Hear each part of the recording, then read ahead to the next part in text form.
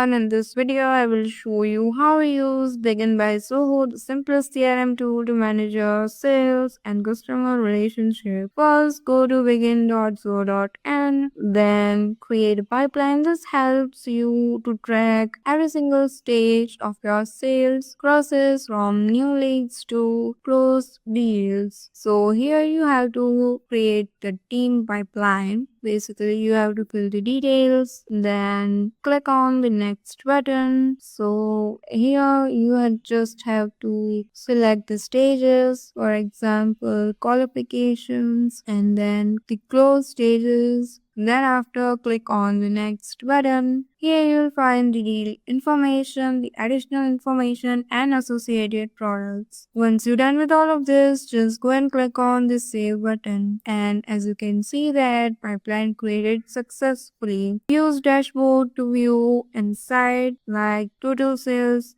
deals, progress, and upcoming activities all in one place. So that's it. That's all for today. Thank you for watching.